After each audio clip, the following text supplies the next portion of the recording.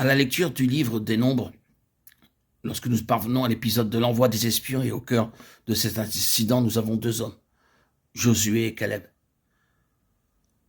Maintenant, vous remarquerez que ces 12 chefs des maisons paternelles, princes en Israël, c'est un terme significatif, sont des hommes typiquement représentatifs appelés à être pionniers de la voie céleste. Le principe de leur position de leader et de leur rang était qu'ils devaient être des pionniers. C'est le principe des pionniers. Si vous êtes un vrai pionnier, vous êtes un conducteur, vous êtes un prince dans le caractère. Mais seulement deux d'entre eux ont justifié leur appel. Seulement deux parmi eux sont devenus ce que tout le reste était supposé être, des pionniers.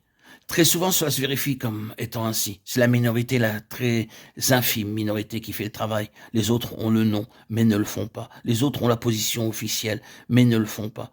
Ce qui importe donc, c'est de savoir ce qui est fait. Ici, c'était fait seulement par Josué et par Caleb.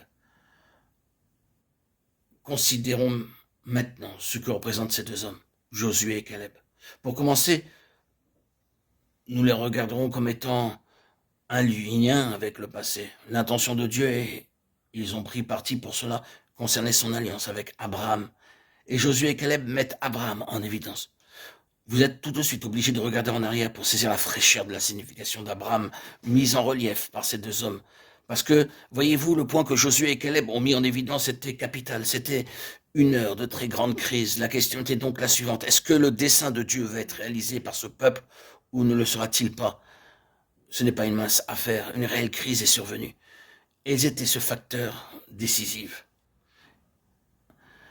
Il y a trois aspects qui sont des caractéristiques d'Abraham dans cet épisode. Tout d'abord, il y a cette caractéristique d'une graine céleste et spirituelle. Soyons cela, une graine spirituelle et céleste. Nous sommes aujourd'hui dans une position très avantageuse. Nous avons maintenant, par le Saint-Esprit, la pleine signification d'Abraham. Nous avons notre Nouveau Testament et tout ce que le Nouveau Testament dit d'Abraham. Nous en avons la pleine révélation par l'apôtre Paul. Et nous sommes maintenant capables de le voir par notre Nouveau Testament. Nous ne devons pas remonter à l'Ancien Testament pour toute notre connaissance, car nous pouvons voir maintenant avec notre Nouveau Testament en main la pleine signification d'Abraham sur ce point. Nous avons beaucoup de lumière supplémentaire. Une graine céleste et spirituelle. Vous voyez cela concernant Josué et Caleb et comment ils ont relevé le défi. Mais cette caractéristique d'Abraham n'est pas que spirituelle et que céleste. Elle s'est concrétisée ici-bas sur la terre. Dans le 13e et 14e chapitre des Nombres, combien de réactions de ces gens sont grossières? Elles sont terrestres, manquant de vie, de vision spirituelle et d'aspiration. Ils sont tournés entièrement vers le terrestre, vers ce qui se voit, les choses d'ici-bas, les difficultés, les gens, les montagnes. Pour eux, il n'y a aucune voie. Pour Josué et Caleb, les montagnes n'étaient pas du tout un empêchement. Il y avait une voie céleste. Mais les autres n'ont rien vu de tout cela. Ils étaient terrestres. Une graine spirituelle et céleste, c'est la pensée de Dieu en Abraham, qui nous est clairement montrée dans le Nouveau Testament.